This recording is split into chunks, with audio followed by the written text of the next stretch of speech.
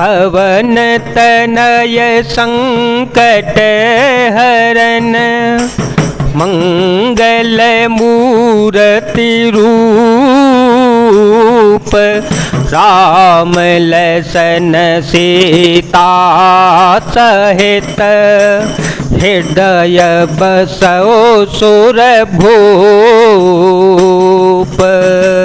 तात स्वर्ग अपवर्ग सुख, धरिय तुलाए कयंग, तूलन ताहि सकल मिले, जो सुख लव सतसंग। हे तात, स्वर्ग और मोक्ष के सब सुखों को तराजू के एक पलड़े में रखा जावे तो भी वे सब मिलकर दूसरे पलड़े पर रखे हुए उस सुख के बराबर नहीं हो सकते जो लव क्षण मात्र के सत्संग से होता है।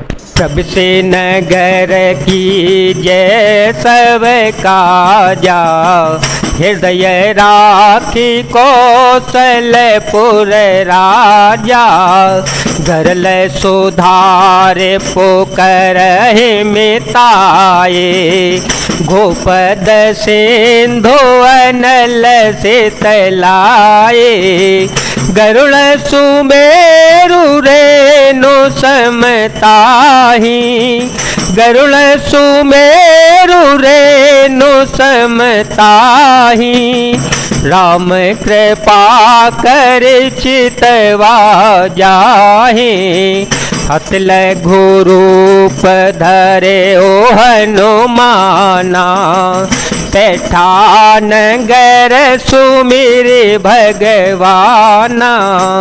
अयोध्यापुरी के राजा श्री रघुनाथ जी को हृदय में रखे हुए नगर में प्रवेश करके सब काम कीजिएगा, उसके लिए विसम्यत हो जाता है, शस्त्र मित्रता करने लगते हैं, समुद्र गाय के खुर के बराबर हो जाता है और अग्नि में शीतलता आ जाती है। और हे गरुण जी, सुमेरु पर्वत उसके लिए रज के समान हो जाता है। जिसे श्री रघुनाथ जी ने एक बार कृपा करके देख लिया, तब हनुमान जी ने बहुत ही छोटा रूप धारण किया और भगवान के स्मरण करके नगर में प्रवेश किया।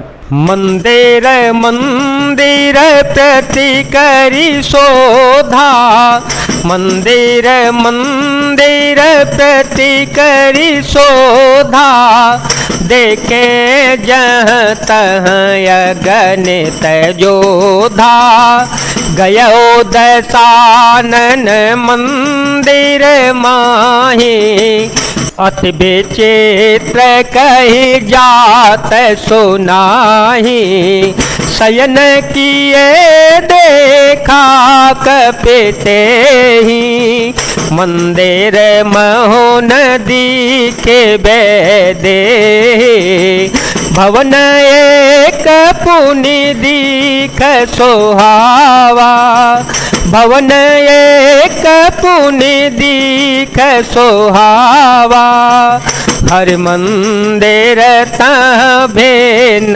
बनावा।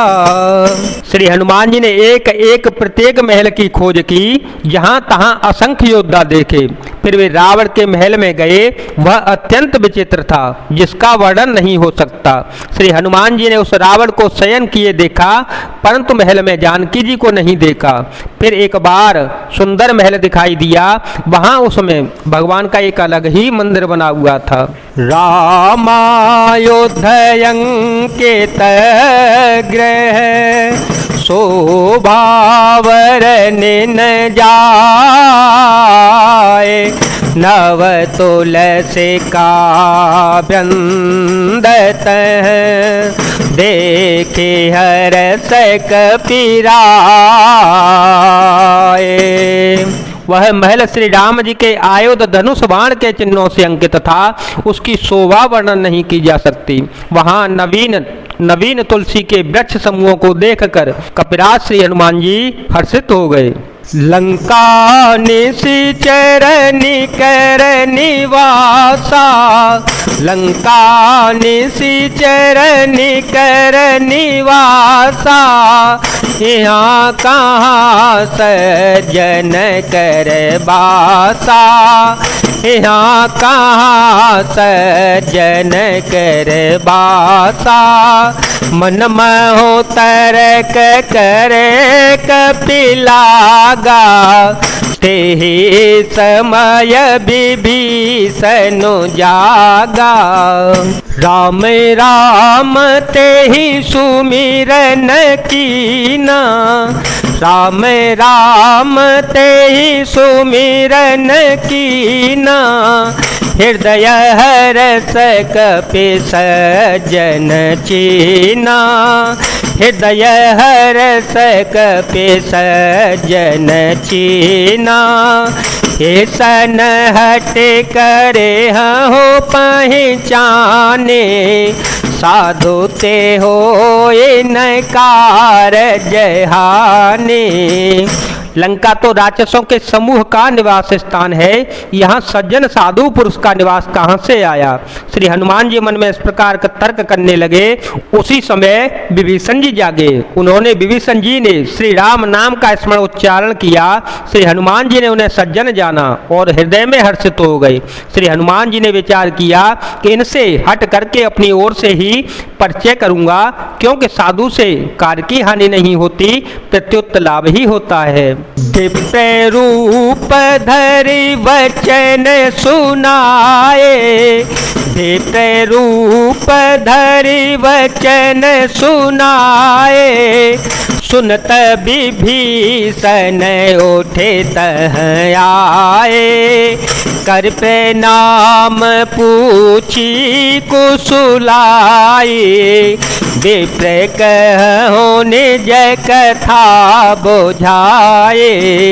कि तुम हरिदास हम कोई, कि तुम हरिदास हम कोई, मोरे हृदय पीते अते होई।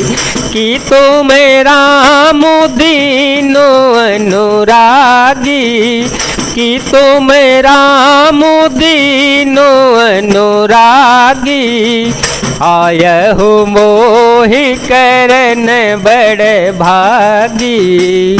ब्राह्मण का रूप धर कर श्री हनुमान जी ने उन्हें वचन सुनाए।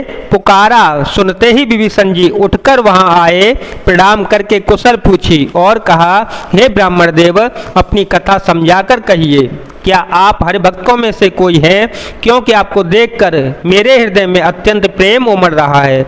अथवा क्या आप दीनों से प्रेम करने वाले स्वयं राम जी ही हैं, जो मुझे बड़भागी बनाने, घर बैठे दर्शन देकर कृतार्थ करने के लिए आए हैं। तब हनुमंत कही सब, राम कथा निज नाम, सुनत जोगल तन पुलक मन, मगन सो मेरे गुण ग्राम।